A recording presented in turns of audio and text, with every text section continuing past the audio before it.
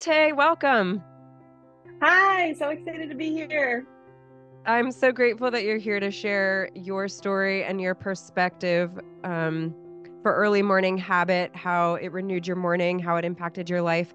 I would love to start out by just asking, what were you hoping when you signed up for early morning habit? What were you hoping to achieve? What did you want to get out of it? And then consequently, how did early morning habit help you to get there? So, when I joined this program, I was like, the aspect of accountability was like really awesome to me because I'm a stay-at-home mom now. I don't, have adult friends. I'm with kiddos all day, Yeah. and having accountability is something that is just not like I just don't get that in my everyday life. People aren't checking in on me. So the thought of like having other adults checking in on me to help me have time with the Lord, help me work out in the morning and eat better was just super exciting. And I definitely found that in this program every day. There's like those little messages that go out, like to check in.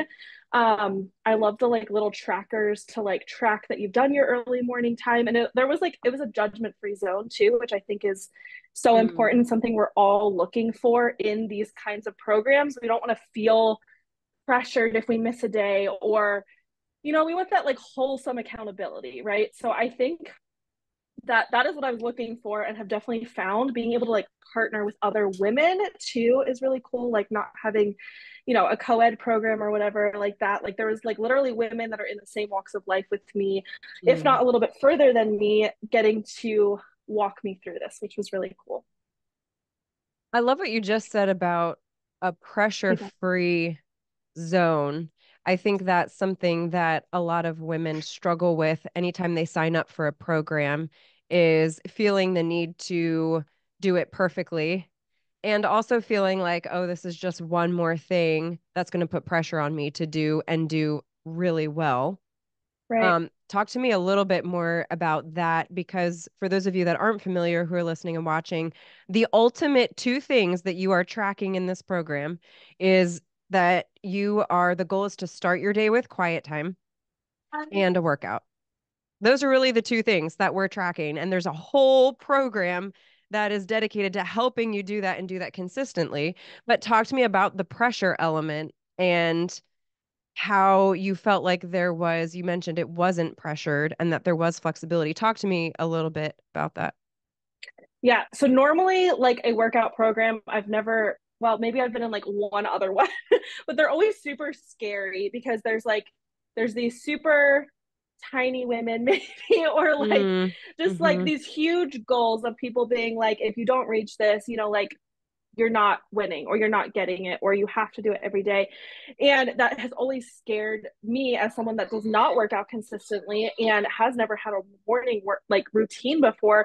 That has Mm. always scared me away. Finding a program that aligns with my faith, I think, has really supported being able to also then do the workout. Like I'm already getting up Mm. early to spend time with the Lord, and there's women on there supporting you, checking in, but that kind of like partnered with then like naturally wanting to do the workout and not feeling, everyone was talking about how hard a certain day workout was, and it didn't make me feel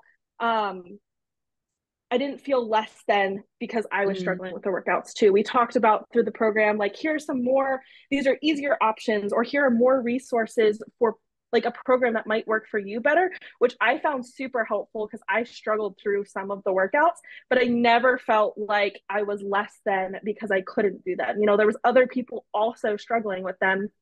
Um, and yeah, just having that, like, I think the overarching faith aspect of it really helps with keeping it a positive environment Mm. and keeping us all on our own personal journeys. We're not, we're doing it together in the sense of that it's a program and we are keeping each other accountable, but I'm choosing to do this for me. I'm not doing Yeah. this for anyone else. I'm doing this to feel better, to like get a better relationship with the Lord, to be able to feel better Mm. in my own body. I'm not doing this to like make anyone else's program work or make them Yeah. feel good. And I think that really shown through in this program. I think you've really Mm, shown that in each of the videos that you've done and the whole program. And the women that are being drawn to this, there is no sense of competition or anything like that. We're all on our own personal journeys and we get to encourage each other on that, but there's not that like that ick feeling when you're in it. mm, mm. Oh, it gave me goosebumps. I would love to hear in the program curriculum, what was the most impactful moment for you or impactful training? Because what a lot of people don't realize is it's easy to like, you read the website, et cetera, and miss the larger education that is happening. And it's like I always say, like we jump out of a plane. So it's like we take this high level overview, but then we fall real fast and Mm. get deep. So I would love to hear what was one of the most impactful trainings for you in your own life in the program? Yeah, I think it was called the Renew Your Mind, maybe like week Mm-hmm. 3 or 4 Right. Yeah. was honestly the most, which isn't even like the workout aspect of all of this.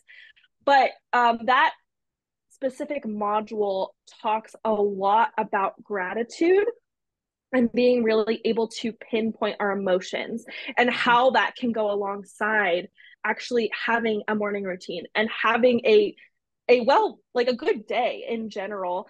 And so I think that mental aspect is the biggest thing that I've taken from that course. And even on the weeks that I might not be doing the workouts or I might not be, getting up early or I'm on a trip or something, the the lessons of like combating my anxiousness or we just got out of winter. I had a lot of winter depression, honestly, while we were going through this Mm-hmm. program, and learning those like key gratitude moments and the actual like emotions that partnered with maybe the like the negative feelings that I was feeling through the day, being able to pick a moment of gratitude, being able to appreciate the little things during the day, and just having those tools. Like I think you have the entire like gratitude worksheet in there. It kind of like walked us through like picking 3 things I think maybe you're feeling negative about in that day, or 3 thoughts. Take those captive and then think of 3 like gratitude things that can combat that. And I think that has been the biggest thing that I have Mm-hmm. taken with me, like still, even on the days that I'm struggling with those other things, being able to have those little moments and just stop and be like, wait, like, what am I actually, am I having gratitude right now? Am I being thankful about the things that I do have? I love that. And for those of you listening and watching, what she's referring to is week 3, we talk about renewing your mind, stilling fear, and strengthening faith with emotionally intelligent gratitude practice. And what we're trying to help our community do, and women specifically, is turn uncomfortable emotions, which are often rooted in fear. When we really boil it down, even sadness or anger is often rooted in fear. And converting that to joy, converting that to peace through gratitude. So we're not ignoring the messy and we're not ignoring how we actually feel. We're claiming that it's ours, it's real. We're going to own that, not disregard it, but then we cover it with gratitude and ultimately with worship and worshiping the Lord. And I love how you said that so well. Um, I would love to hear your perspective on sleep, getting up earlier. People see early morning habit and they're like, time out, time out.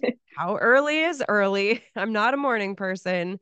I need my sleep. What would you say to that woman who's like, yeah, I would love to have morning time to myself, but I need sleep and I'm not going to sacrifice sleep, even though I would desperately love to have that time to myself? What would you say? What would you say to her?